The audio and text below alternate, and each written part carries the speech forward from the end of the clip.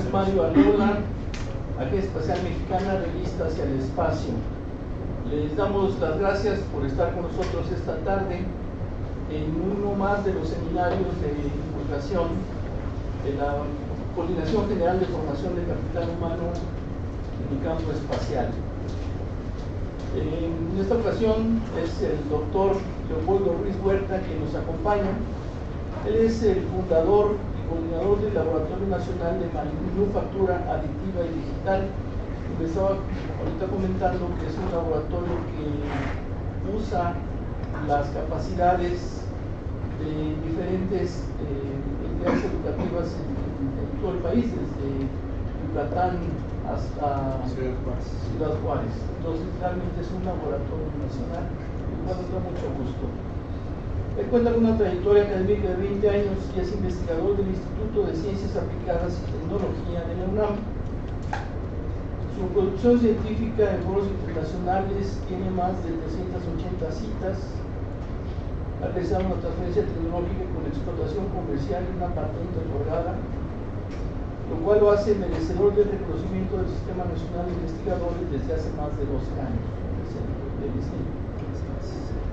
Ha participado y participa de manera activa en proyectos de diseño de sistemas micromecánicos, mecatrónicos y de manufactura. Tiene varias líneas de investigación que se relacionan con el estudio de la relación diseño, material y parámetros de construcción en procesos de manufactura aditiva y su caracterización. También ingeniería de diseño, manufactura digital y su integración con la industria 4.0. Y el desarrollo de aplicaciones en micromecánica y mecatrónicas con manufactura aditiva. Ha participado en 32 proyectos de investigación y o desarrollo tecnológico y recibido reconocimiento por parte del gobierno de Nuevo León por el desarrollo de la mejor tesis tecnológica y por parte del Instituto Nacional de Antropología e Historia el Premio Nacional de Restauración de Bienes Muebles. Ya nos platicará el doctor cómo está la relación entre la manufactura aditiva y la restauración arqueológica. Muchas gracias, los dejo con ustedes. Por favor, adelante, doctor. Muchísimas gracias. Gracias a todos por estar aquí. Me voy a pasarme lo del músico, ¿no? Pero después del aplauso ya no. Ya buenas canciones. Gracias por estar aquí. Sé que podrían estar haciendo la digestión prácticamente cualquier otro lado y de alguna manera eligieron estar aquí. Muchísimas gracias. Agradezco la invitación, por supuesto, de la Agencia Espacial Mexicana para dar a conocer un tema que comúnmente le llamamos 3D printing. Vamos a ver toda la bola de nombres que tiene asociado este término, pero que formalmente se llama la manufactura aditiva. Entonces, esta es una charla únicamente introductoria, vamos a abordar muchísimos temas. Agradezco que sientan con la confianza de preguntar en cualquier momento y de hacer lo más dinámica posible esta presentación. Muchísimas gracias. La agenda que tenemos programada es, por supuesto, vamos a platicar primero qué es la manufactura aditiva. Posteriormente vamos a platicar un poco con respecto a cómo se clasifica y el tipo de regulaciones que están comenzando a implementarse o que finalmente se están implementando ya algunas de ellas, no en tiempo futuro. Cuáles son las tendencias que tiene la manufactura aditiva, cuáles han sido en realidad los retos a los que se va a estar enfrentando, y nos detenemos un poquito el tema del diseño orientado hacia manufactura aditiva para entender los retos a los que se enfrentan tanto desarrolladores de productos específicos que pretenden utilizar estas tecnologías y particularmente cómo puede modificar la manera en cómo conceptualizamos en específico productos que utilicen este sistema de materialización. Platicaremos un poco acerca de la simulación que tiene que correrse de manera previa, ya implementada previamente en otros procesos de manufactura, pero que cobra un carácter diferente cuando se habla de la manufactura aditiva, y finalmente hablaremos algo sobre temas de caracterización. Bueno, ¿qué es la manufactura aditiva? Es un término general que se utiliza particularmente para la conceptualización de elementos que se encuentran embebidos dentro de un sistema de cómputo. No se puede concebir a la manufactura aditiva si no se tienen elementos de cómputo. Afortunadamente ya existe una norma relacionada con esto, que es esa norma ISO STM, la 52900, que particularmente comienza con las definiciones relacionadas con los principios de manufactura aditiva. Y nada más para aclarar, no todos los equipos mal llamados impresoras 3D, deberían de ser llamados así, el término formal es manufactura aditiva, porque incluso la propia norma considera que muchos de los equipos de impresión 3D son equipos de muy baja gama y particularmente también está reservado para aquellos que utilizan una cabeza de impresión, y vamos a ver un poquito exactamente a qué se refiere esto si pasamos a la que sigue. Esta es la definición tomada de la norma, es el proceso de unión de material, para tener algunos términos como de manera selectiva, a partir de información computacional, es decir, este 3D Model Data, que típicamente se construyen capa por capa, a diferencia de los métodos sustractivos o de conformado. Nada más para ubicarnos un poco, cuando pensamos en métodos sustractivos, tenemos un bloque, particularmente podemos pensar incluso a la escultura como la base de un proceso de conformado. Se tiene un bloque y a partir de ahí yo empiezo a remover material, eso sería manufactura sustractiva, hasta que defino la geometría que yo pudiera estar buscando. Los procesos de conformado, utilizar herramientales, dados, moldes, que permiten que cuando yo introduzco un material ahí, adquiera la geometría que está siendo definida por este herramental. Y lo que hace la manufactura aditiva es depositar material típicamente capa por capa hasta generar la construcción del objeto que yo estoy pensando. Su proceso es increíblemente sencillo. Existe un modelo CAD o un modelo de diseño hecho por computadora y que particularmente solamente tiene dos puntos de entrada. O utilizo un diseño desde cero, yo me siento en una computadora y digo tras un punto, otro punto, genero una línea, a partir de ahí puedo comenzar a generar revoluciones, extrusiones, lo que sea necesario, o utilizo información proveniente de métodos digitales, escáneres, en pocas palabras, tomografías, resonancias incluso, y a partir de ahí yo puedo comenzar a tener la información y modificarla en virtud de las necesidades que yo tenga. Y teniendo eso en mente, pues se tiene este modelo digital. A partir de ahí lo que se hace es un preprocesamiento donde se define cómo es que cada una de estas capas va a funcionar o va a controlar la máquina en cada uno de estos procesos de deposición, y a partir de ahí se materializa el objeto. Entonces, pues el principio es increíblemente sencillo. Si pasamos a la que sigue, por favor. Pero vale la pena mencionar que ha tenido muchísimos nombres con el paso de la historia. Aquellos que la ligan mucho hacia el término 3D, pues existen las tecnologías como 3D Printing, 3D Models, los que comenzaron a utilizarlas para hacer prototipado, por supuesto que se llamaba Rapid Prototyping. Cuando pensamos en Additive, existe el término, por supuesto, de Additive Manufacturing, que es el que abarca a todos, pero también se piensa en manufactura aditiva por capa, y todos estos términos, más algunos otros que estoy seguro que todavía se me escapan dentro del glosario asociado a las técnicas de construcción capa por capa, pues no están hablando de otra cosa más que del mismo concepto, un proceso en el cual en lugar de retirar material yo voy a estar depositando material de manera selectiva. Si pasamos a la que sigue, por favor.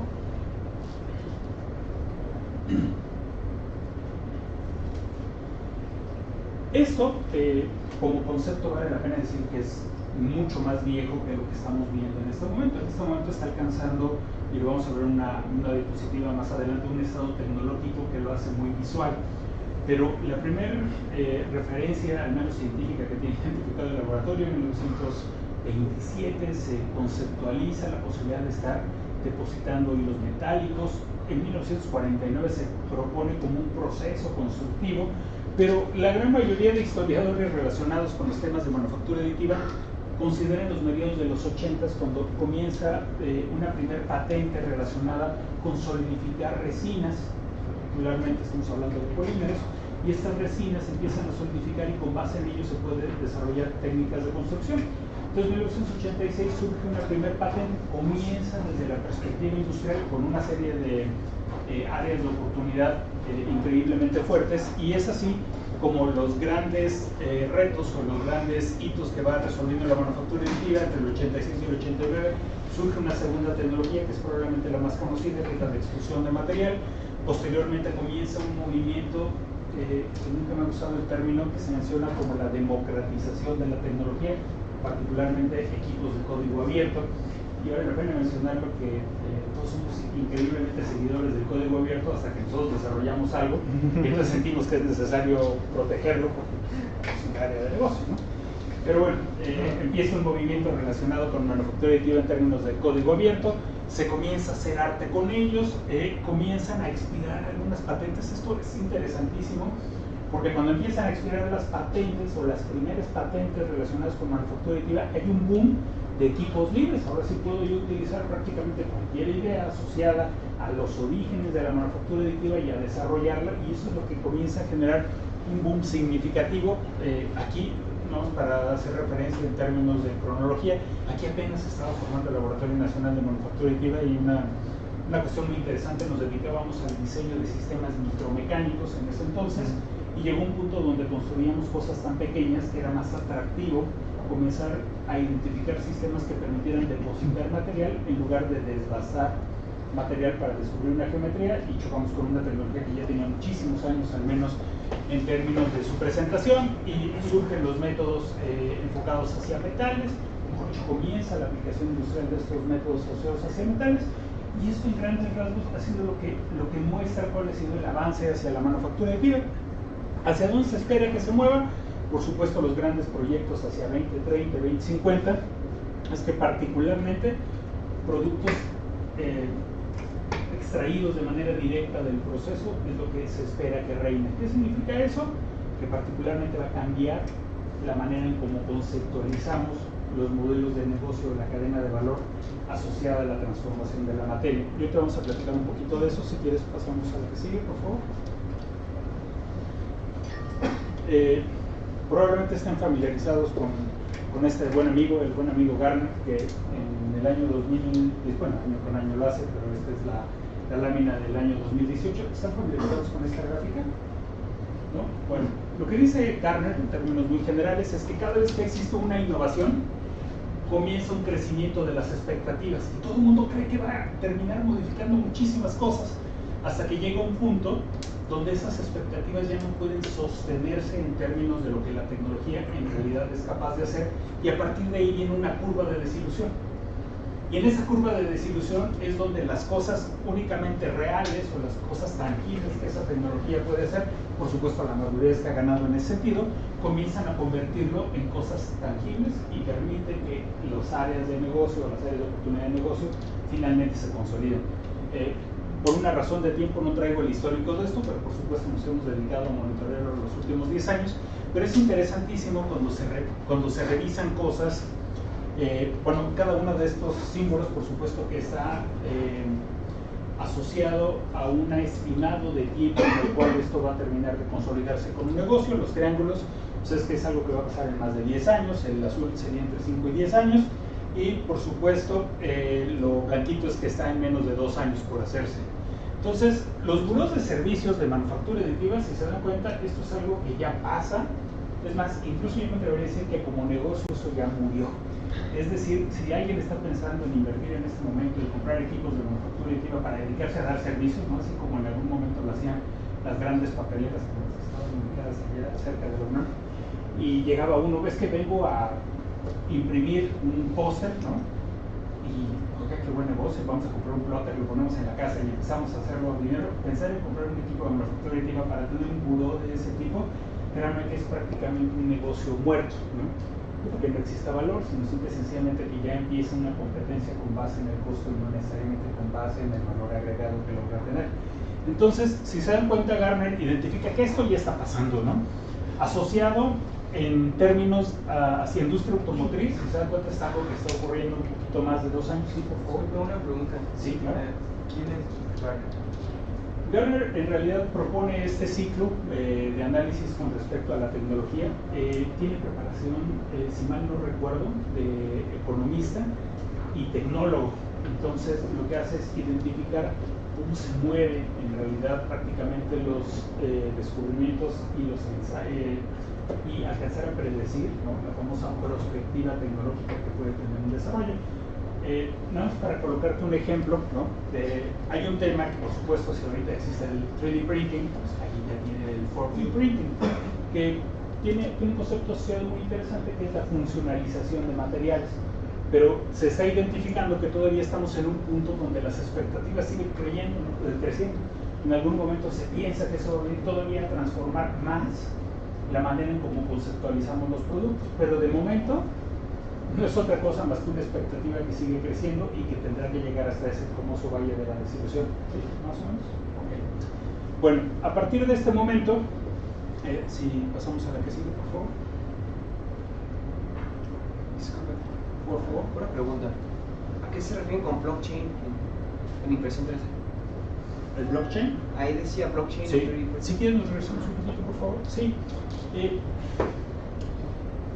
Particularmente, no hay que perder de vista que la manufactura en general se refiere particularmente a un área de valor en términos de recurso, es decir, generar valor a través de algo.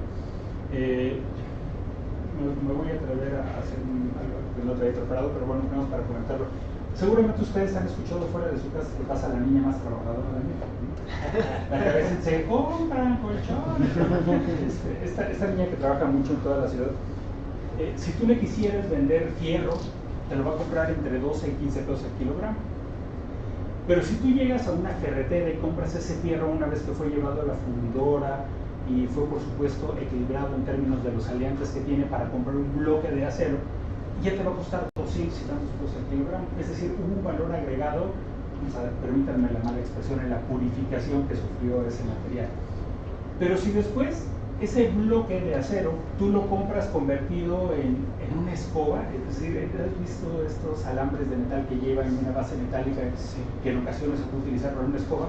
Esa manufactura ya, para términos generales, que puede ser un bote de basura, puede ser la base de una escoba o incluso la base de una silla, lo vas a comprar cerca de 1,000 pesos el kilogramo. Pero cuando lo compras ya para una industria especializada, vamos a pensar en la industria automotriz, ese kilogramo ya va a costar 3,000 pesos el kilogramo. Por supuesto, cuando se dice un coche pesa varias toneladas, sí, pero no todo está cero, tranquilos. Entonces, pero cuando lo llevas a una industria que requiere una certificación muchísimo más alta, como la aeronáutica, va a costar cerca de 10,000 pesos el kilogramo. Y cuando lo llevas a una industria tan delicada que pone en riesgo a la vida humana como la industria médica, va a costar 120,000 pesos el kilogramo. Cada una de estas etapas, perdónenme la mala expresión, pudiera ser el mismo bloque de material. En términos generales, por supuesto, hay diferentes aliantes, hay procesos, hay trazabilidad, hay un cuidado, hay esterilización, o sea, hay muchos factores. Pero cada una de estas etapas, por lo cual va subiendo ese valor agregado que tiene el material, está fundamentalmente generado a través de esta cadena de valor que se puede estar generando. Entonces, particularmente, es cómo esto alcanza a generar valor agregado hacia las cosas que finalmente salen al mercado, ¿sí? Más o menos. O sea, la razón por la cual pagamos 25,000 pesos por 4 chips en una pantalla y que diga iPhone cada vez que se echa a andar, ¿no? El tema es valor agregado. Entonces, en materiales no vale eso, por supuesto. ¿Sí? Si quieres adelantar la que sigue, por favor. Entonces, a partir de esto, la que sigue, por favor. Para colocarnos un poquito en contexto, esta misma norma, la 52900 de la ASTM hizo, que además vale la pena mencionarlo, son de los pocos casos, al menos que yo conozca, donde la American Society for Materials and Testing se pone de acuerdo con la ISO, porque casi siempre están como un poquillo encontrados en términos de ver quién es el líder del planteamiento de alguna normatividad, y aquí trabajan bastante juntos. Hacen una primera clasificación de la manufactura aditiva con base en los procesos. Por colocar un ejemplo, este que está identificado aquí como BAT Photopolymerization, que sería la traducción como la polimerización en una tina, ¿no? Esta polimerización ocurre a partir de que se tiene una resina que cura con base en una excitación fundamental de una longitud de onda luminosa. Ese es el proceso en general, pero el proceso nunca te habló de láseres, y aquí pareciera ser que solamente funciona a través de un láser. Y hubo quien utilizó un láser y le llama a eso un proceso de estereolitografía, pero hay quien dice, oye, ¿por qué tener un láser que se esté moviendo fotopolimerizando esa resina? ¿Qué pasa si yo utilizo lo que proyecta un cañón y en realidad en lugar de estar haciendo un trazo de manera puntual, lo que hago es una proyección del plano completo de lo que yo llego a necesitar, ¿no? Se va a fotopolimerizar, siempre donde yo tenga, por supuesto, un espectro de luz que es sintonizado en longitud de onda con esa resina, que permite la solidificación. Entonces, a partir de eso, lo que genera es otra tecnología. Entonces, esta se llamaba SLA, quien coloca un cañón le llama DLP, y quien utiliza un proceso inverso y cambia el espectro de longitud de onda, y ahora en lugar de utilizar un láser rojo, va a utilizar un láser azul, lo registra como su tecnología dentro de ese proceso.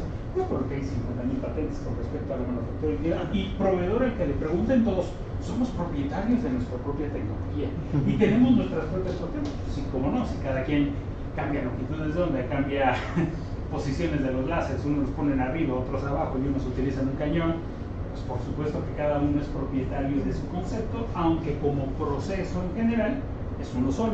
Y lo mismo ocurre con los demás procesos que identifican la norma, y debo de reconocer que me gusta mucho la manera en cómo la norma clasifica a la manufactura aditiva fundamentalmente con base en procesos, aunque existen muchas tecnologías asociadas. Y a veces no hay que confundirse porque los que venden la tecnología tratan de venderte el nombre de su proceso, ¿no? En general, ¿se acuerdan ahí que cuando veíamos los hitos, había una compañía que se llama Stratasys, ellos llegan y registran un proceso que además lo bautizan como FDM, Fused Deposition Modeling, o modelado por deposición fundida, sería más o menos la traducción. Y eso, particularmente, casi todos los que extruyen material y tienen incluso máquinas de baja gama, tratan de decir que esto es una máquina de FDM, y en realidad FDM pues, es un proceso registrado, ¿no? Es incluso un nombre con respecto a eso. Pero la norma se ve, creo que un poquito más hábil en el sentido de más bien agrupar por procesos. Powder Bed Fusion es un proceso muy interesante. Esto se encuentra ligado muy fuerte a metales. Lo que dice es se tiene una cama de polvo y mediante una interacción energética de esa cama de polvo de aleación metálica se derrite ese polvo, y por supuesto cuando dejas de aplicar la energía se enfría, se solidifica y puedes agregar más polvo y seguir construyendo, construyendo, construyendo. Esto está muy bien, pero nunca te dice la norma si debe de ser un láser o si en realidad es un cañón de electrones lo que está generando esa excitación térmica. Y eso particularmente gana muchísimos puntos porque todos estos pelados en realidad lo que hacen es patentan su tecnología. ¿Qué cambia? Pues en realidad si el láser se mueve a través de un sistema cartesiano, se utilizan galvanómetros para moverlo, si están utilizando un cañón de electrones, si utilizan un rodillo para esparcir este polvo, o si algunos están utilizando directamente un blade para hacer el acomodo. Entonces cada uno de ellos se da el lujo de registrarlo, lo genera con una patente, y habría que tener cuidado. Entonces en realidad lo que pretendo explicarles en esta diapositiva y en la que sigue es cómo esta clasificación general con base en la norma, pues de algunas otras incluso utilizan un aglutinante de interjetting, lo que hace es igual reparte polvo, pero en lugar de utilizar un proceso energético para derretirlo, lo que utiliza es literal como si fueran las cabezas de inyección. Imagínense una impresora de verdad de estas de inyección de tinta, sáquenle la tinta y colóquenle pegamento. Entonces si ustedes hicieran eso, pues las letras no se verían, sino solamente deposita pegamento, y los que fuimos al kinder, supongo que ustedes también, si ponen pegamento y después le echan diamantina o brillantina, ¿qué pasa? Pues se queda pegado, ¿no? Y entonces miren lo que te dicen, ¿no? Y esa condición es particularmente lo que hace el interjetting. Por supuesto, ¿qué genera? Cada una de estas tiene características particulares que los hacen más atractivos o no, dependiendo de la aplicación, y vamos a llegar un poquito hacia allá. Material jetting, esta me atrevería a decir que pudiera ser el único proceso que de verdad pudiera ser llamado impresión 3D o 3D printing. ¿Qué hace material jetting? Incluso los fabricantes de esas cabezas de inyección de resina son los mismos fabricantes de los procesos de inyección de tinta, y lo que hace es tiene cabezales donde en lugar de aventar pedacitos de tinta avienta pedazos de resina, y a través de la interacción con luz nuevamente fotopolimeriza. Entonces, aunque también fotopolimeriza, es un proceso a través del cual el material se encuentra atomizado, se encuentra en gotitas, un rociado, a diferencia de este que se encuentra en una tina. Entonces, insisto, la clasificación de la norma me parece muy interesante en términos de que permite que cada desarrollador de tecnología se pueda acomodar dentro de esta clasificación y no exista un enfrentamiento en ese sentido. Si quieres, pasamos a la que sigue, por favor. Existen otro par de procesos, o probablemente el que más estén familiarizados es el de extrusión de material, sobre lo que más hay equipos de manufactura aditiva, y lo vamos a ver más adelante. Se tiene un filamento, ese filamento es jalado de un cartucho o de un rodillo, dependiendo de la versión de equipo que se tenga. Llega un cabezal, este lo calienta, lo derrite, y a partir de ahí comienza a hacer la deposición. Y es una de las tecnologías que tienen mayor capacidad o mayor instalación o capacidad instalada en el mundo. Sigue, por favor. Sin embargo, existen otras maneras de clasificar la manufactura aditiva. Lo digo para que ahorita que pasemos a la normatividad estemos más o menos claros cómo está distribuida la normatividad. Esta clasificación, por ejemplo, está fundamentada en varias cosas. Primero, en cómo se encuentra el material previo a ser depositado.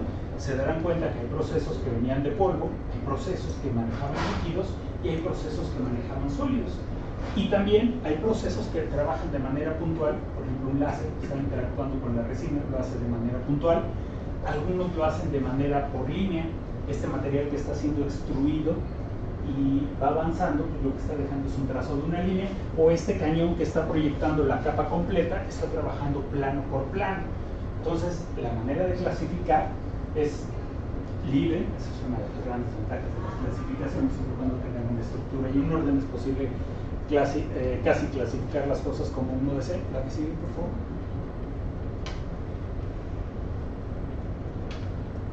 Y por supuesto es también factible acomodarlos en términos de la química de lo que está ocurriendo o de los procesos físico-químicos que están ocurriendo en cada uno de estos procesos que identifica la norma. La norma está fundamentada particularmente en procesos, no en el estado inicial del material ni en la físico-química del proceso de unión. Está orientada hacia procesos, ¿sale? ¿La que sigue, por favor? Y en ese sentido, esto particularmente ha detonado una subclasificación de algo que ha sido denominado el día de hoy manufactura híbrida. ¿Qué consigue la manufactura híbrida? Vamos a meternos un poquito más al fondo con el tema de la complejidad, pero pensemos que es necesario producir muchos objetos de un tipo con relativamente baja complejidad. Vamos a pensar tornillos, por ejemplo. Puede pensarse en un sistema que esté, por supuesto, que programado, tiene una baja complejidad de hacer un tornillo, no hay de tornillos a tornillos, pero puede tener una baja complejidad y lo que se requiere es una altísima productividad. En ese sentido, equipos asistidos o programados mediante una computadora son muy útiles, equipos de CNC, y está bien. Pero conforme la complejidad del objeto comienza a crecer, la manufactura aditiva cobra muchísimo valor, es decir, ya no necesitamos o no somos dependientes de los herramientales que se tenga, y la manufactura aditiva abre posibilidades muy atractivas en términos de la construcción. Y eso, cuando se piensa a la mitad del camino, se puede pensar en una manufactura híbrida. ¿De qué depende? Visualicemos componentes muy costosos, pero que puedan ser que tengan un proceso de desgaste. Trenes de aterrizaje, por ejemplo, o podemos alcanzar a conceptualizar cigüeñales de barco. Imagínense el cigüeñal de barco que nos alcanza el piso entero para ir de un lado a otro.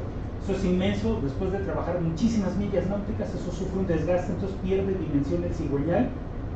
¿Y cómo se reconstruye? Pues habría que quitarlo, cortarlo, mandarlo a fundir, hacer una nueva fundición y después maquinarlo para llegar a eso.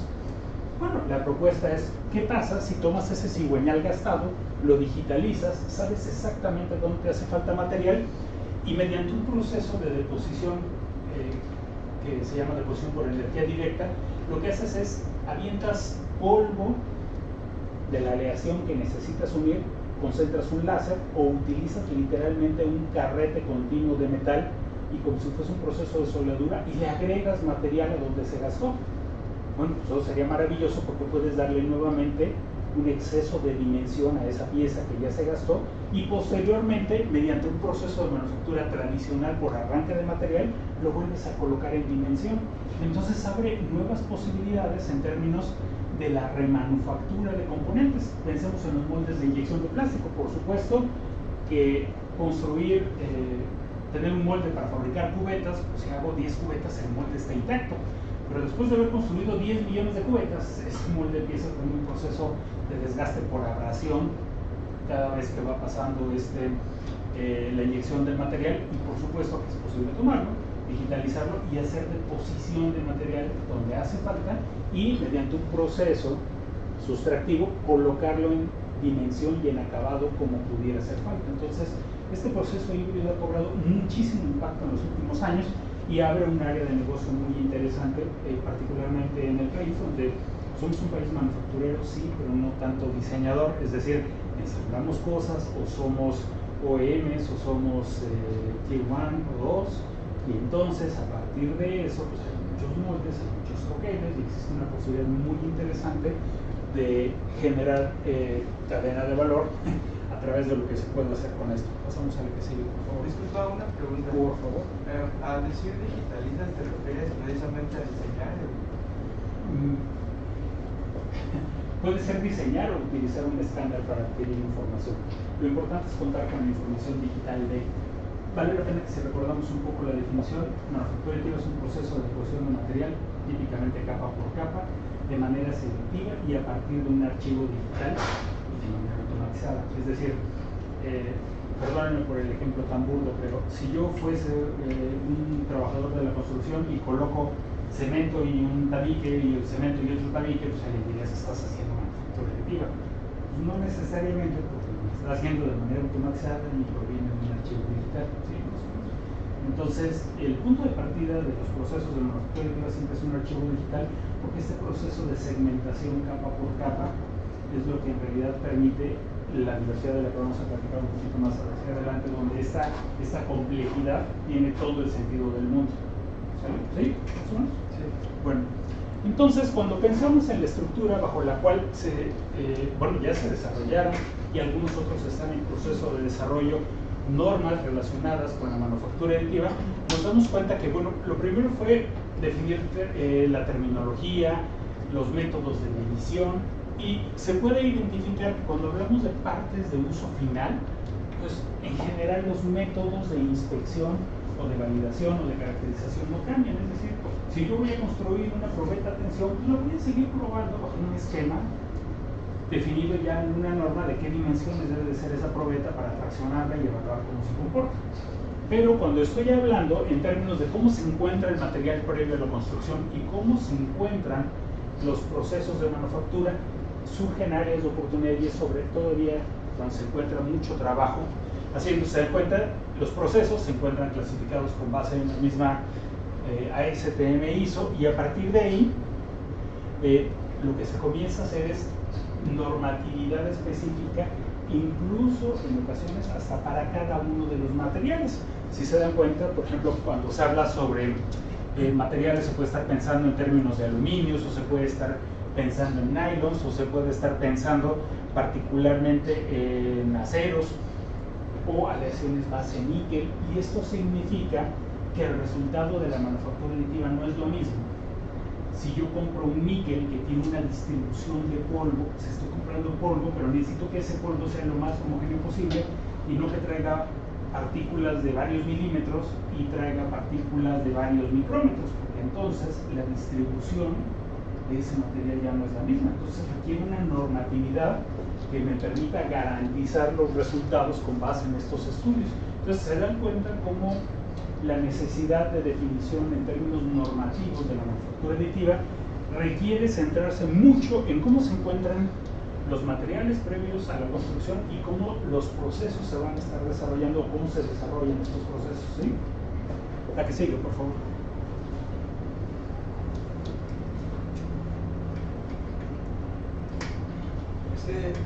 Por favor, la que sigue, por favor. Una vez que se desarrolle estos estándares, que ¿se van a vender certificaciones o cómo va a funcionar eso? O sea, tú vas a tener que llevar tu impresora. Que te cuenten que va a acabar si vamos como en la temporada 4 y eso no acaba hasta la 12. Si quieres, si das oportunidad lo contestamos más adelante, pues es una pregunta muy interesante. Todo esto que estamos platicando en realidad, bueno, la ingeniería, no conozco ninguna profesión que sea un alma de la caridad, todo tiene que estar relacionado con un tema de valor agregado, es decir, áreas de oportunidad comerciales.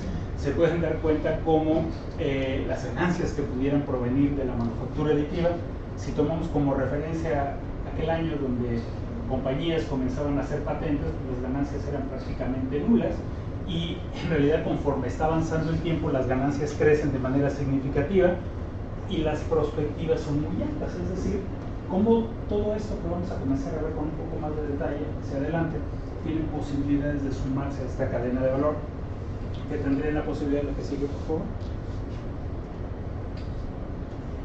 dependiendo de la tecnología de la que estemos hablando, generar mayor valor agregado o no.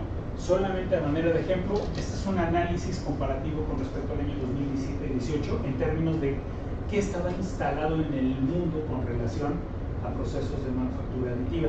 Esto, que es esta extrusión del material, les comentaba que de hecho es una patente de Stratas, es un registro más bien el nombre. En el año 2017 tenía este porcentaje instalado y salta de manera importante al año 2018, es decir, tiene un crecimiento en términos de lo que está instalando, pero de los que están creciendo más, aparte de Stratasys, estos son procesos asociados a metal, y de haber tenido un 8% de capacidad a crecer a un 21% es un crecimiento brutal en términos de qué tanto es el interés que se tiene en las aplicaciones de ese campo. ¿La que sigue? Eso fue.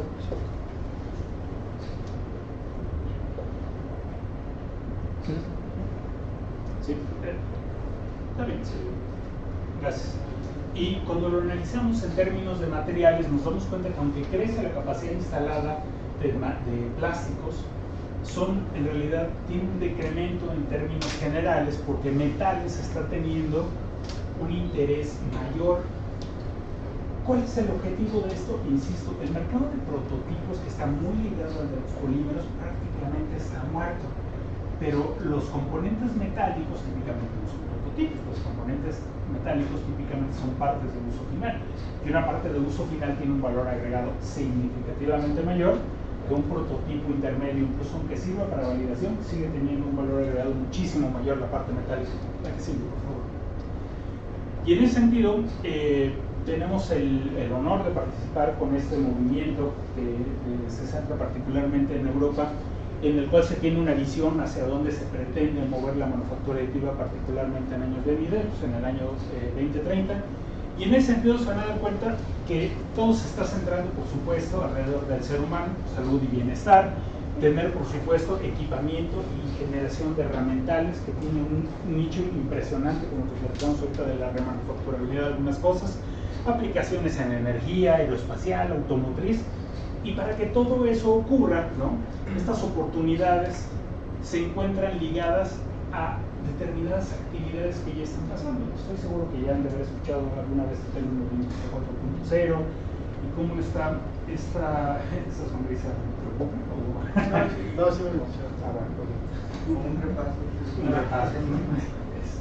Particularmente industria 4.0 que tiene dentro de muchas cosas esta flexibilidad asociada hacia la construcción, pues por supuesto que tiene un fundamento significativo en términos de lo que es la manufactura aditiva, y por supuesto que existen retos también que tienen que resolverse, pero en términos generales la visión que se tiene es implementarlo particularmente a la cotidianidad de valor, y vamos a verlo más a detalle, por favor, conforme sigamos avanzando, ¿o no? Y en este sentido, lo que se tienen son estrategias que están plasmadas para que esto verdaderamente esté ocurriendo en el año 2030. Estas son las acciones a corto plazo, y si se dan cuenta, lo que tiene que ver con modelado, diseño, material y procesos, prácticamente son las acciones en términos cortos, en corto plazo, que deberían o que deben de estar ocurriendo para que esa consolidación de valor agregado a todas esas áreas y algunas otras que todavía no estamos mencionando, por supuesto, tengan su valor. Por ahí hacías una pregunta muy interesante en términos, bueno, ¿y qué se espera? Entonces, que se tenga una certificación o no. Híjole, pues si te das cuenta, si saltamos a la que sigue, por favor. Si mal no recuerdo, está aquí puesta en las acciones a mediano plazo, incluso pensar en pruebas de round robin, que no es otra cosa más que pruebas interlaboratorio, pruebas de competencia con respecto a qué está funcionando, trazabilidad con respecto a los materiales, la certificación o no de un material. Pero ojo, si alguno de ustedes ha tenido contacto con un material certificado, pues tiene un costo, pero ya con el certificado, pues tiene otro costo, ¿sí me explico? Porque alguien está asumiendo la responsabilidad del comportamiento o del desempeño de ese material, ¿sí? Por ejemplo, ahorita que mencionas eso, si se lograra una certificación, o sea, ¿quién sería como la, pues no sé, secretaría, o quién regularía esa certificación? En el país debe ser Secretaría de Economía, de hecho está dentro de las funciones de la Secretaría de Economía. Ahora, Es una pregunta muy interesante porque no hay que olvidar que existen regulaciones país, pero existe también normatividad internacional con respecto a lo que tiene que hacerse. O sea, no sé, por ponerte un ejemplo, está FDA y está COFEPRIS. Por supuesto que si quieres vender un producto en México necesita el cumplimiento de COFEPRIS, pero aunque tú tengas todas las distinciones de COFEPRIS, eso no significa que puedas venderlo en un mercado que tenga certificación FDA. Y de alguna manera funciona bidireccionalmente, aunque pues, casi siempre si existe una tienes mayores posibilidades de cumplir la otra. Pero, por ejemplo, existe, hablando específicamente del sector aeronáutico, tiene regulaciones internacionales. Entonces, aunque una regulación interna pudiera validártelo, tú no puedes estar en ningún otro lado siempre cuando no cumplas con esa regulación internacional. Y por eso pues, México es parte de una serie de tratados y debemos de ser empáticos, compatibles, y bueno, hay una serie de definiciones que serían muy largas, pero ya suena a decreto o artículo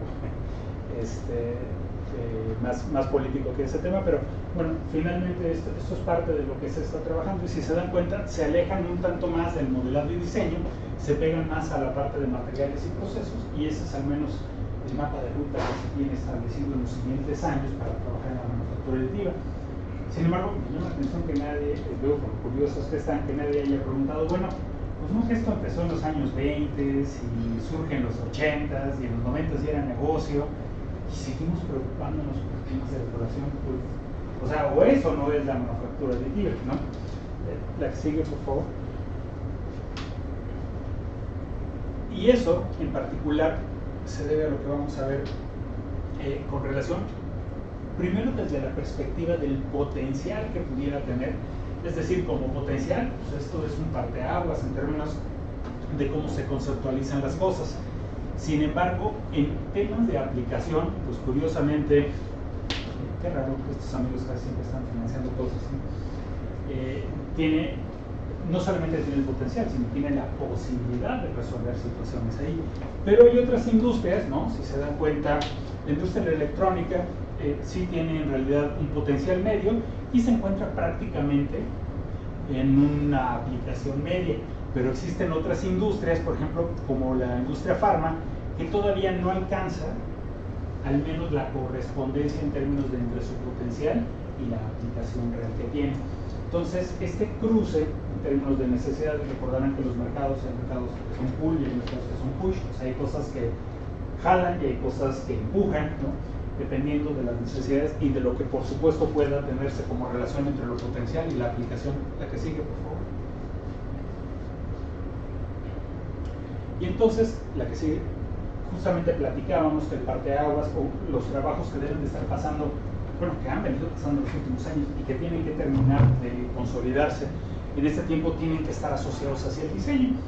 Y aquí lo tengo como un apartado aparte,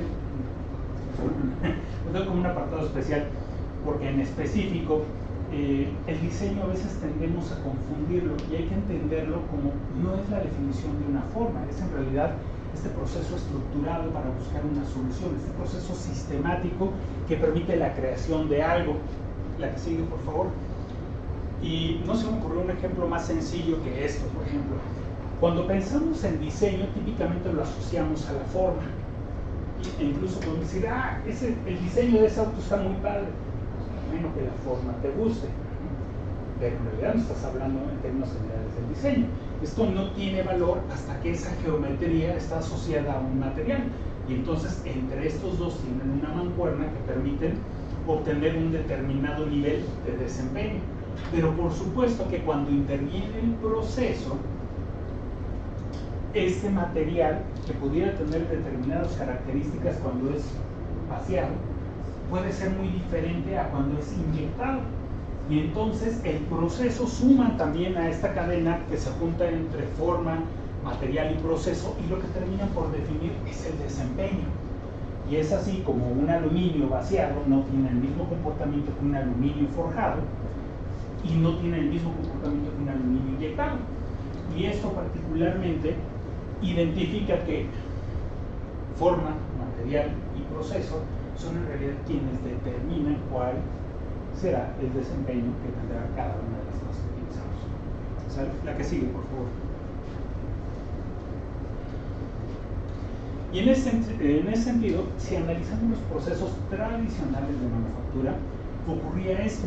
En las primeras etapas, y esto es el tiempo y esto es en realidad el costo, nos damos cuenta que las oportunidades de cambio de un concepto, de un diseño que podía comenzar incluso en una servilleta, después pasar a un cuaderno, finalmente una computadora, eran altísimas, ¿no? Y yo podía modificar lo que se me diera la gana y no costaba nada, más que horas pompi, ¿no? Y esas horas, pues, a veces son gratuitas y a veces no. Pero particularmente tienen un costo relativamente bajo. Pero cuando ya se decide un proceso para materializar algo y se empiezan a ordenar máquinas, y se empiezan a ordenar moldes, y se empiezan a ordenar troqueles, entonces hay que evitar cambios en esta parte porque los costos ya son altísimos. Y eso pasaba, o pasa, de manera muy importante en temas que tienen que ver con manufactura tradicional. Sin embargo, la manufactura aditiva comienza a tener una modificación en ese sentido. Recordarán que es un proceso que típicamente parte de un archivo digital, se preprocesa el archivo, se segmenta por capas y entonces al equipo le da exactamente lo mismo lo que cada una de esas capas representa. Entonces, en términos generales, cuando se analiza los procesos convencionales, comienzan a incrementar su costo de manera significativa, esta línea roja, conforme la complejidad aumenta. Y la manufactura aditiva comienza costosa con respecto a los procesos de manufactura tradicionales, sin embargo tienden a mantener su costo inmutable sin importar lo que estén construyendo. Y entonces abre una área de oportunidad, porque dentro de las grandes ventajas de la manufactura aditiva aparece la libertad de forma. Es decir, si yo me encontraba limitado para hacer álabes de turbina, que vamos a ver un caso más adelante, por la complejidad para fabricarlos, pues ahora se abre esa complejidad y ya no tengo la limitante de que tengan que ser parecidos a palitos de paleta que se encuentran acomodados con respecto a un rotor. Abre la posibilidad de que tengan la geometría que optimice o que maximice el desempeño de algo. Y segundo, ese costo con respecto a la complejidad geométrica prácticamente no impacta. Y además puedo flexibilizar lo que estoy construyendo. Puedo tener una máquina que esté construyendo un álabe y el rotor al mismo lado y una flecha y 4 componentes más en una misma corrida sin necesidad de tener que cambiar herramientas. Mientras en esa capa sea factible construirlo, el equipo puede hacerlo. Y entonces, la que sigue, por favor, nos lleva a un análisis en el cual identificamos los beneficios generales de la manufactura aditiva. Decimos, bueno, ok, si solamente voy a depositar material donde yo lo necesite, pues entonces, en principio, el desperdicio de material empieza ya a no ser significativo. No es lo mismo estar manufacturando titanio y juntando la rebaba para después venderla al kilo, que solamente estar utilizando titanio donde yo lo necesite. Pero identifico que es posible consolidar componentes, es decir, ya no pensar en términos de ensambles, sino de un solo componente que realice una integración funcional de lo que está pasando. Nos damos cuenta de que en realidad esta cadena de valor puede simplificarse, ya no voy a necesitar, al menos en papel, vamos a discutir eso más adelante, si ya no va a ser necesario entonces tener un torno, una fresa, un taladro y una serie de herramientas para conseguir un solo producto, cuando en realidad una sola máquina podría estar construyendo todas esas características en prácticamente una sola construcción. Y el argumento de la complejidad de forma que ahora se libera, la que sigue por favor, y da una connotación diferente. Y en ese sentido, si seguimos analizando cómo se conceptualiza el diseño orientado hacia manufactura aditiva, una cosa es pensar cómo nuevos diseños, por supuesto, pueden adoptar esto desde el origen, pero existen una gama de productos que el día de hoy ya son una realidad, son sustitutos de cosas que existen. Y por ejemplo, cuando tengo un componente y lo que quiero es optimizarlo, pues ofrece características significativas de la manufactura aditiva. En este caso lo que está haciendo es decreciendo masa. Existen componentes que podrían ser integrados por múltiples partes y al día de hoy es posible ensamblarlas desde el diseño, ya no pensar en múltiples elementos y que ahora estos múltiples componentes se sustituyan por un solo elemento, o al revés, elementos que se piensan como una sola pieza que el día de hoy podrían ser manufacturados en pro de una eficiencia de la producción, ahora por componentes separados. Entonces, disculpe, eso también no representaría un problema, porque cuando tienes varios componentes ensamblados, no, pues es cuando tienes varios componentes ensamblados y falla uno, entonces lo puedes cambiar. Pero si es toda una pieza, entonces no es solo cambiar un componente pequeño, sino todo el sistema. Por supuesto que sí, tienes toda la razón. ¿Quieres el mejor ejemplo? Seguramente el smartphone que tienes, ¿no? O el tuyo todavía permite cambiar la batería. ¿Sí? Bueno, está bien. Le atiné. Pero, es una mano aquel que más que pueda cambiar su batería, además del archivo histórico que traemos aquí. Eso particularmente, si te das cuenta, es algo que está desapareciendo. En realidad, tú puedes identificar el grado de madurez de un componente o un sistema entre más integrado está. Esto se le llama en términos de diseño. Estás generando un autómata y por el otro lado estás generando múltiples partes. Hay industrias que incluso lo que pretenden es la facilidad hacia la manufactura o pensados hacia la facilidad del servicio o pensados hacia la facilidad de ensamble. Pero algo que se integra en una sola cosa, en términos de producción, es increíblemente más económico que pensar en algo que tiene que desarmarse. El mejor ejemplo es cambiar una llanta. No sé cuántos de ustedes hayan cambiado alguna vez una llanta, no vas a saber que no. Pero en específico, si analizas el cambio de llanta, todo está pensado para cambiarlo. O sea, hasta la posición donde tienes que poner el gato, las tuercas, es más, se requiere de verdad un chimpancé, podría colocarlo, si no estoy hablando mal de los chimpancés, por favor. Pero tú colocas la llanta y en realidad todo tiene conicidades y está pensado para que el birlo pues, prácticamente entre sin ningún problema debido al paso de la cuerda. O sea, todo eso está planificado porque la llanta es un componente que está pensado para ensamblarse o desensamblarse. Y eso ya es otra historia, así lo explico. Eso ya es la filosofía bajo la cual se diseña. No significa que todo lo que se haga por manufactura aditiva tendría que integrarse. Significa que abre la posibilidad a que ocurra. Hay cosas que convienen y hay cosas que no convienen. ¿Quién las definirá? Por supuesto, quien tenga las especificaciones de diseño, el mercado. Malamente podría pensarse hasta el tema de obtención de capital, pero eso, como dijo la nana Chona, es otra historia. Aquí venimos a hablar desde la perspectiva del potencial tecnológico. Se puede hacer, ¿no? Así como la legalización de algunas sustancias.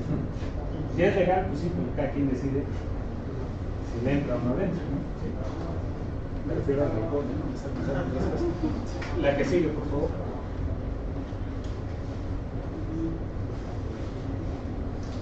Y en ese sentido, hasta aquí parecía un cuento de hadas. Sin embargo, pues prácticamente para que esos procesos alcancen una certificación, para que los procesos cumplan en realidad con los estándares bajo los cuales tendrían que construir, típicamente funcionan bajo esquemas de cámaras cerradas. Y construir en una cámara cerrada lo que te lleva es un volumen finito de construcción. No es lo mismo construir en una cámara de 10 por 10 centímetros que mantiene una atmósfera controlada de argón y una temperatura de 200 grados que pensar en esta habitación completa colocada a 200 grados centígrados y llena de argón, ¿no? O sea, en términos ni de costos, ni de desempeño, ni de control, es lo mismo, ¿no? Cambia de manera significativa. Entonces, eso lo que obliga es que diseños o construcciones grandes tienen que replantearse en términos de cómo pudieran o tuvieran que ser seccionadas para alcanzar la manufacturabilidad. Y eso involucra nuevos problemas, porque una cosa es que yo me siento a hacer una simulación y digo, bueno, este conejo va a estar fabricado en plástico, ¿no? Y debe de aguantar X número de ciclos a la fatiga. Pero cuando ya son partes de conejo que están pegadas, pues ahora van a tener el desempeño no solamente del polímero con el cual están construidos, sino con el nivel o la eficiencia o el desempeño que logre tener esa unión. Y no es lo mismo pensar en que tienes que construir algo que pudiera no caber en cámara y que ahora pienses en cómo tendrías que diseñar el layout para la construcción, cómo tendrías que acomodar en ese volumen finito lo que tendrías que construir. Y eso acarrea definiciones interesantes desde la perspectiva de cómo se tiene que conceptualizar ahora la manufacturabilidad. Y entonces ya no solamente es el problema si aglutinas varias piezas en una sola geometría o no, sino cómo acomodas esas geometrías para maximizar incluso el tema de la construcción. ¿Sí? La que sigue, por favor. Y en ese sentido alcanzaríamos a definir en esta parte que por supuesto el performance o el desempeño que alcanza a tener cualquier componente construido por una manufactura aditiva va a depender directamente de las variables de proceso que se están utilizando y de las características del material. Es decir, puedes tener un material certificado, pero con un proceso fuera de control y el resultado es malo, y puedes tener un proceso increíblemente pulcro, pero con un mal material o un material que no cumpla con una normatividad y por supuesto el desempeño es el de los juicios. ¿Sale? La que sigue, por favor. Ejemplos. General Electric es una compañía que le ha costado durísimo al tema, ¿no? Como pueden ver, no solamente en potencial, sino también en aplicación. Este inyector de motor es un componente que logran simplificar y si se dan cuenta, el reducir la masa de un componente en algo que va a estar despegando y aterrizando cada rato y prácticamente todo el ciclo de vida de ese producto va a estar en el aire, pues por supuesto que cuesta lo que es. Entonces tener un decremento, ¿no?, significativo del 25% por el simple hecho de ahora tener la posibilidad de construirlo de otra manera. Si valía la pena tenerlo en múltiples componentes o ahora en uno integrado, si lo que reduces es la masa, pues sí, seguramente cuando tengas que cambiar este nodo vas a tener que cambiarlo completo, pero tienes un ahorro del 25% en términos de la masa, multiplicado por el número que utilizas en cada aeronave, y por supuesto pues tendrás que sacar tu propia curva de rentabilidad, ¿no? Pero pues, la diferencia el día de hoy de tener un motor de 8 cilindros contra tener un motor mucho más eficiente pues es significativo, y la gasolina sigue incrementando su costo. Pues, por supuesto que esas curvas, o sea, la tecnología propone solución, pero no necesariamente da las respuestas, porque cada definición en términos de diseño son las que acaban de ser ese. ¿Sale? La que sigue, este pudiera ser un tanto más claro si estoy seguro que están familiarizados particularmente con el desarrollo de los motores a reacción. Los motores a reacción surgen en los años 50 con el concepto experimental y particularmente la definición de eficiencia de los motores a reacción se fundamenta en la relación térmica que se tiene, es decir, la temperatura a la cual pueden estar trabajando. Cuando surgen en los años 50 eran elementos que apenas estaban trabajando cerca, bueno, digo apenas, pero es una temperatura altísima, cercanos a los 1200 grados Kelvin. Y apenas si logran tener, aquí sí es una apenas, una modificación de por debajo de los 1200 grados Kelvin a cerca de los 1200 grados Kelvin en casi una década, mediante la optimización de la geometría que logra darse con las tecnologías disponibles en ese momento. Pero es cuando logran conceptualizarte sistemas que permiten el enfriamiento tan sencillos como hacer orificios por la parte de abajo y por la parte de arriba, que permiten una mejor disipación de calor, que se logra incrementar prácticamente con las mismas aleaciones, se logra incrementar de manera importante, se da un salto aquí a casi 2300 grados y suben de manera importante gracias a esas modificaciones en términos de la manufactura. Pero no es hasta la llegada de los sistemas de control numérico que ocurre más o menos en este periodo de tiempo, donde empieza a tener un despegue importante porque ya es factible no solamente hacer orificios en ese lugar, la superficie, pese a que tiene una complejidad en términos de definición, ahora es factible maquinarla también. Eso permite el incremento de los sistemas de enfriamiento y puede observarse que prácticamente se roza los 2000 grados Kelvin. Pero cuando llega la manufactura aditiva, y ahora sí, la geometría ya no es problema y es factible incluso pensar en canales de refrigeración construidos al interior, prácticamente se llega a los 2400 grados. Entonces, ¿qué significa? Nuevamente, es un tema de valor agregado, porque en términos de construcción cuesta prácticamente lo mismo hacer este que hacer este.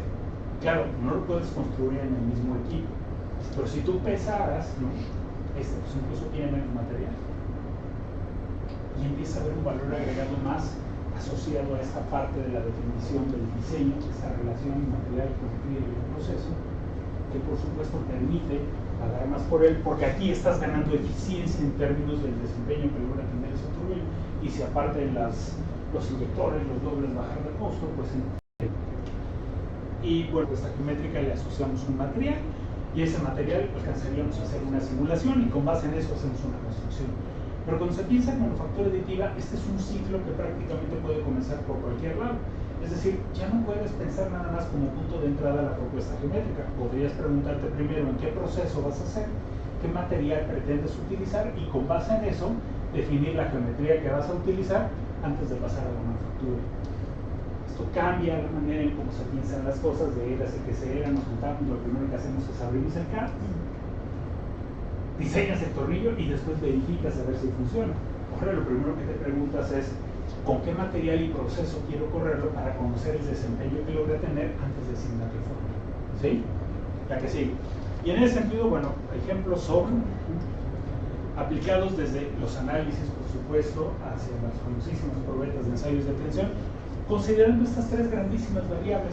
Todos aquellos que hemos hecho o que han hecho sistemas de simulación y modelado particularmente estructural y mecánico, casi todos los modeladores requieren, casi todos, que el material sea considerado como un material homogéneo, continuo e isotrópico. Eso significa que tenga hoyos, que sea el mismo material y que tenga prácticamente el mismo desempeño mecánico en cualquiera de los ejes en los cuales pudiera ser o interactuar una fuerza. Sin embargo, una carga, perdón. Sin embargo, la manufactura aditiva, pues al ser un depósito de una capa más otra capa más otra capa, pues por supuesto que aquí va a haber un orificio o no dependiendo de cuán buena sea la unión. Y si el material tiene una pequeña cúmulo de polvo mayor en un espacio que en otro, pues aquí puede quedar polvo atrapado en lugar de material fundido, o puede quedar un hueco, y eso genera una discontinuidad. Y pueden quedar inclusiones, es decir, pudieran haber cambios de fase, incluso siempre el mismo material pudiera quedar uno atrapado en diferentes fases o estructuras cristalinas al interior, y eso genera una discontinuidad. Y la anisotropía pues proviene de que no va a ser lo mismo si yo ensayo estos dedos colocados así, estos filamentos están colocados así, así los ensayo en esta dirección, donde son las uniones las que van a definir cómo se va a comportar. Entonces la simulación, no malentendida, sino el modelado, más que la simulación, sí, suena feo. Sí, ¿verdad? Suena terrible. El modelado en realidad tiene una connotación totalmente diferente cuando se empieza en la aplicación hacia la manufactura aditiva. La que sigue, por favor. Y nuevamente esto, que es lo que les comentaba ahorita, que está relacionado con las orientaciones. Hay tres orientaciones típicas bajo las cuales se evalúan casi todos los procesos y materiales de manufactura aditiva. Una orientación que es denominada flat, totalmente paralela hacia la cama de construcción. Otra que se llama edge, cuando se piensa en el sentido vertical, y otra que se llama upright, cuando se crece de abajo hacia arriba. Y cada una de estas, por supuesto, que el arreglo que genera interno ofrece diferentes desempeños, siendo el menor en la gran mayoría de los casos el que es upright, es decir, donde te enfrentas a evaluar cómo se están adhiriendo cada una de esas capas, que invita a que si estás colocando aglutinante Binder-Jetting, pues mejor es el binder que estás utilizando. Si estás utilizando un láser para derretir ese polvo, pues utilices mejores parámetros para que alcance a tener un mejor valor de penetración. Que si estás haciendo una fotopolimerización en tina, sintonizas mejor ese polímero con la excitación de luz que estás colocando. O sea, esta eficiencia tendría que ver con, supongo que el upright necesita más capas, ¿no? Precisamente por que el flat, y entonces este número de capas y estas separaciones que hay es lo que determina, ¿no?, la eficiencia. Sí, ¿no? Van a seguir recuerda de aquel chiste que dice a Pepito, le pregunta, ¿no es usted indeciso? Pues sí y no. Entonces, si te das cuenta, en ese sentido, no es solamente el número de capas, sino en realidad cómo estás traccionando la pieza. Aquí, aunque tengas un menor número de capas, el sentido de la tracción es esta. Y aquí, aunque tienes un mayor número de capas, el sentido de la tracción es otro. Entonces, no solamente el número de capas, sino en realidad cómo están interactuando las fuerzas que unen a cada una de estas capas. Están muy bien relacionados con esa parte, ¿sí? La que sigue, por favor. Y bueno, por supuesto que la importancia de la correlación que se guarda entre los datos experimentales y cada una de ellos empieza a tener un significado diferente, sobre todo cuando pensamos en que la manufactura aditiva permite la construcción de piezas únicas. Nadie va a querer construir, si necesitabas una pieza, pues ahora construir dos, una para destruirla y la otra para utilizarla, porque además no tendría certidumbre si la que destruiste cumplía y la otra no cumple. Entonces necesitas certidumbre con relación a la construcción. La que sigue, por favor. Y este modelado pues, puede tener muchísimos objetivos. En este caso se muestra un modelado que es denominado topológico, donde lo que se procura es optimizar en el sentido de forma, ¿sale? En el sentido de masa también, que puede ser involucrada en un componente. La que sigue, por favor. Pero también puede optimizarse en términos de tiempo de construcción. Muchos de estos procesos de manufactura pudieran necesitar estructuras de soporte. Es decir, yo no puedo construir en el aire, necesito tener algo que esté soportando este material. Y se dan cuenta que nada más el hecho de eliminar esta costilla y cambiar ligeramente el ángulo permite eliminar cantidades importantes de material de soporte, y eso está asociado al material que estás utilizando y está asociado al dinero en términos de tiempo de construcción. La que sigue, por favor.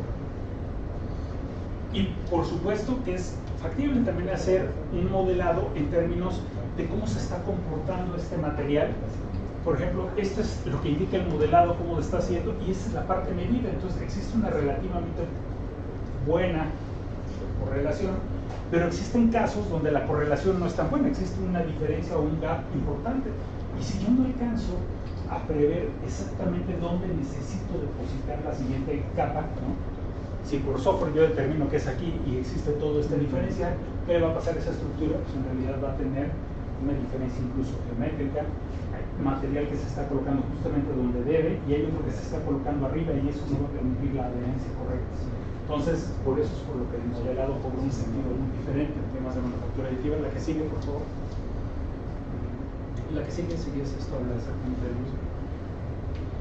Y algunos otros modelados son tan específicos como, por ejemplo, hablando de aleaciones metálicas, particularmente con el uso de polvos y la interacción con los láseres, se generan algo que se llama llamado el melting pool, el melt pool, que no es otra cosa, no es una pequeña alberca donde está derretido la aleación metálica debido a la temperatura, y el saber siquiera cómo ocurren los procesos de convección al interior de esa pequeña alberca metálica, que además dura solamente fracciones de segundo, es importante para saber cómo va a solidificar ese nivel, qué nivel de compactación va a tener y posteriormente dónde habría que colocar la capa siguiente. Entonces, cada una de estas variables o cada uno de estos modelados empiezan a tener un valor significativo en términos del crecimiento de la eficiencia del producto que pudiera resultar de la manufactura de tiras. Si quieres, la que sigue, este es el modelado del polvo.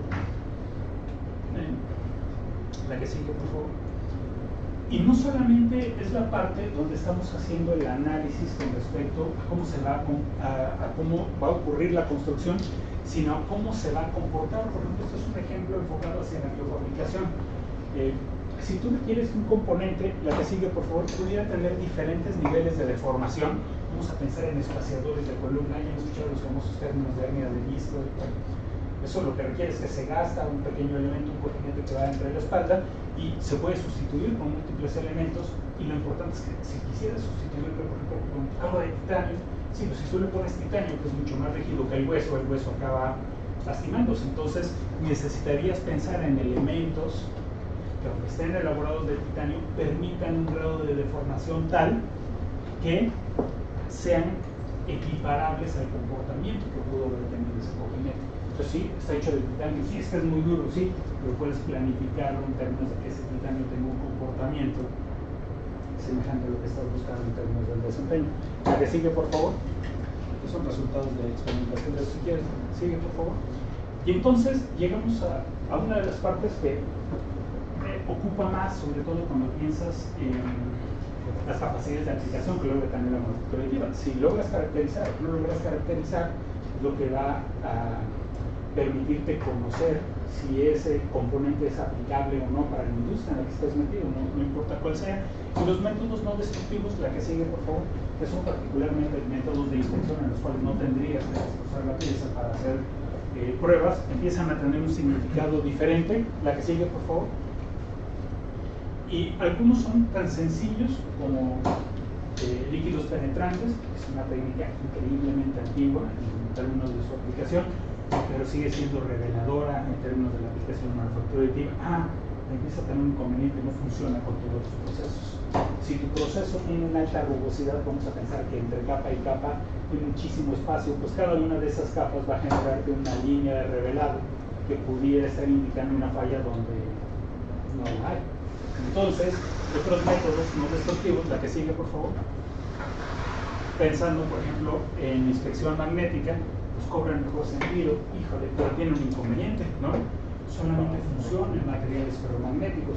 Manufactura aditiva podemos hacer con materiales ferromagnéticos, sí, pero no todos los de manufactura aditiva son materiales ferromagnéticos.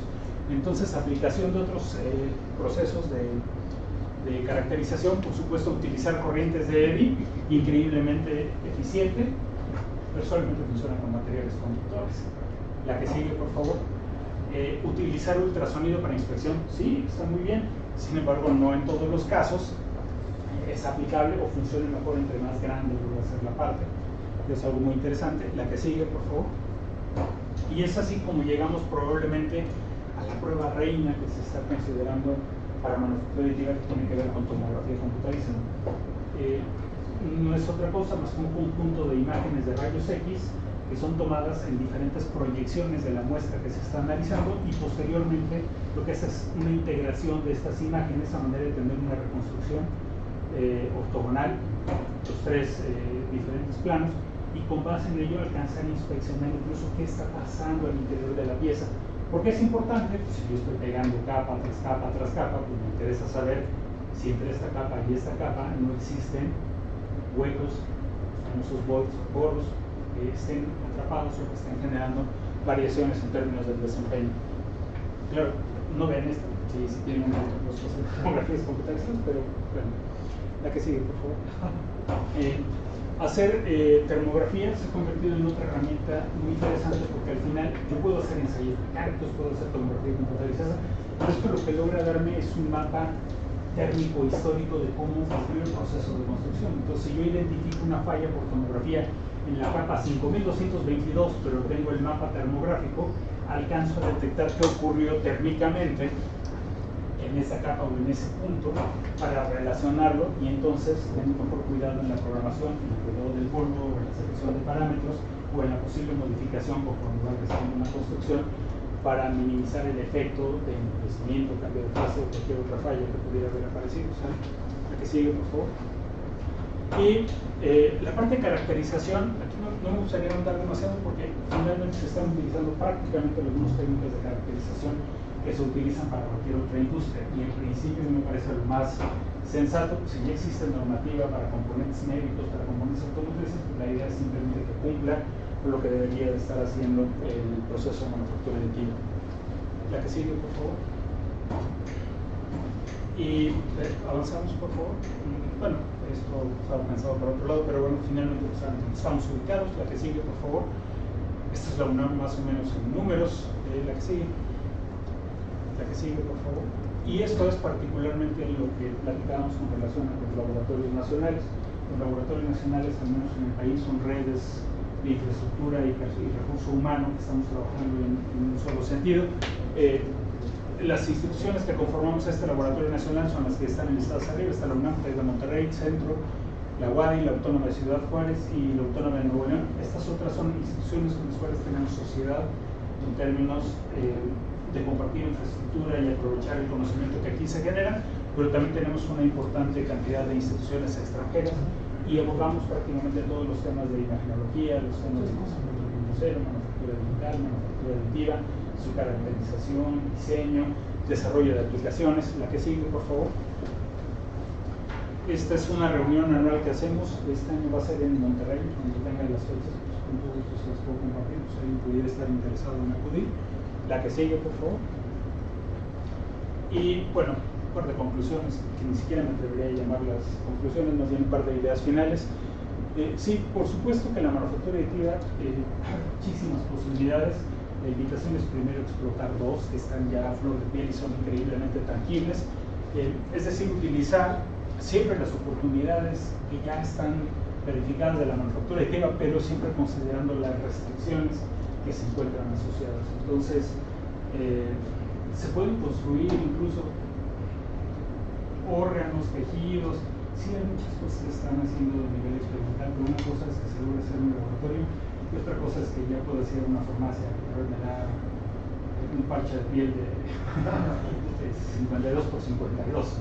Entonces, la invitación más bien es hacer cautos. Por supuesto que insisto, las regulaciones se convierten en un reto importante, pero también se convierten en una bendición que permite tener la certidumbre con respecto a lo que se desarrolla, no solamente en este tema, sino en cualquier otro. Y bueno, eso sería prácticamente lo que tenía preparado para compartir con ustedes. Estoy a su entera disposición en caso de cualquier pregunta o comentario. Muchísimas gracias. Una pregunta más. ¿Qué pasa con el reciclaje? ¿Es igual que con el mercado tradicional? O sea, los productos se pueden igual, no sé, si es un metal, si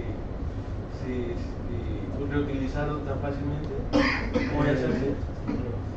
Son dos puntos diferentes. El reciclado es una cosa y reutilizar es otra cosa.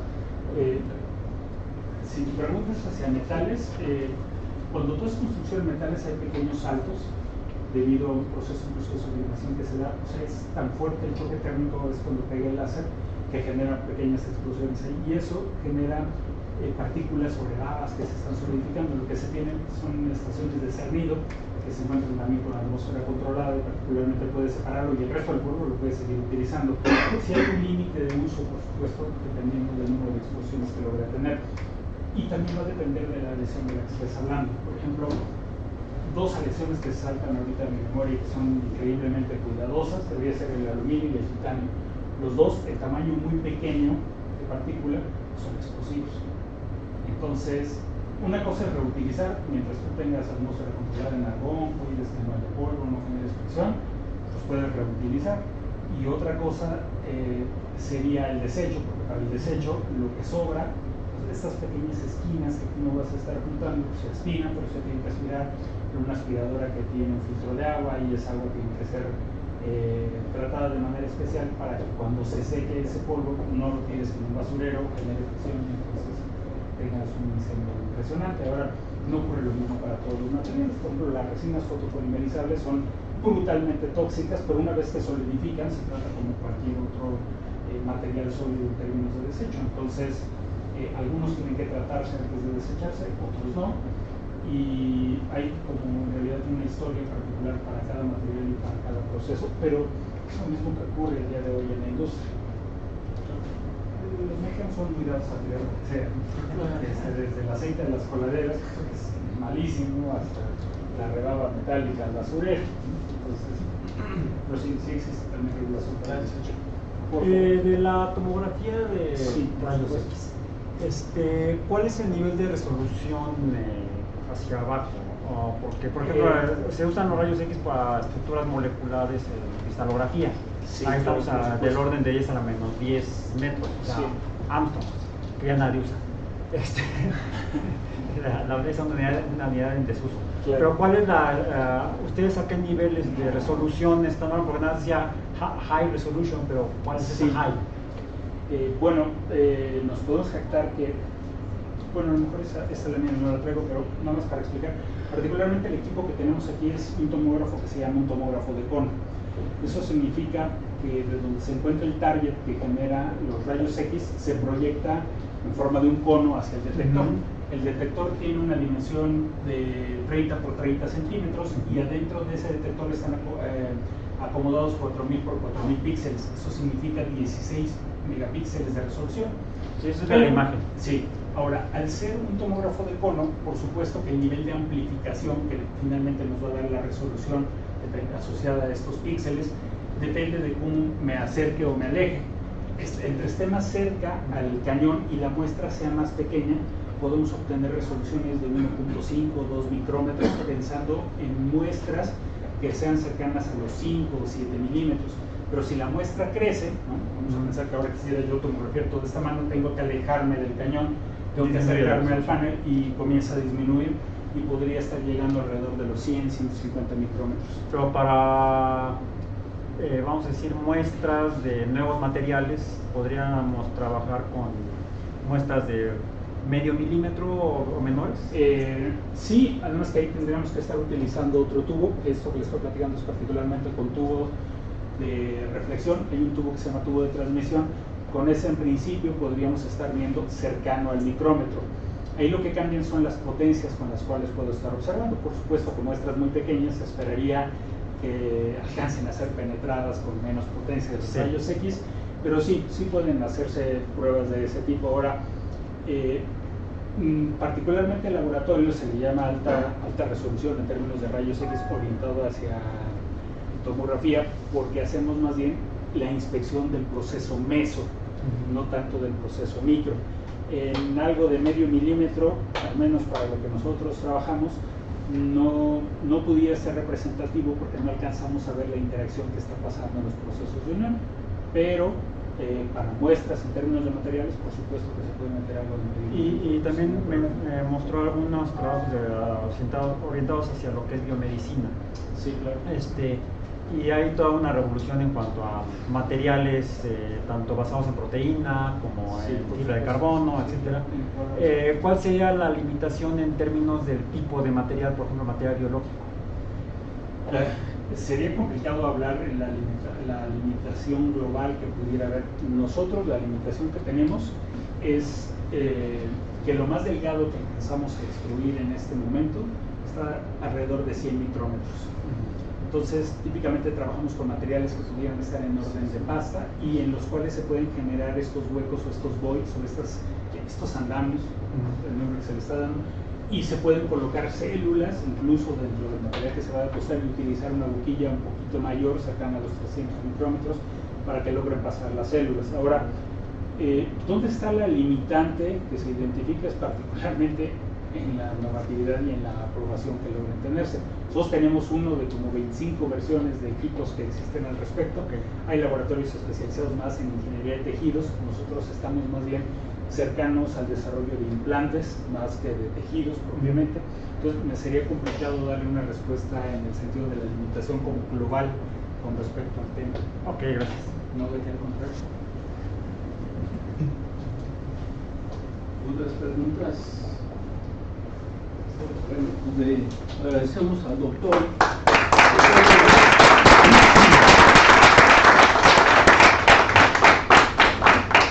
Esta excelente presentación y vamos a dar parte especial un reconocimiento por su participación como ponente del seminario Introducción a la manufactura aditiva. Doctor, muchísimas gracias. Gracias, y ahí está mi correo, estoy a sus órdenes, por favor.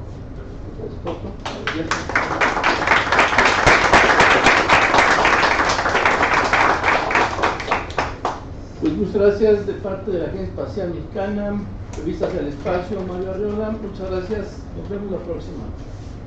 Gracias.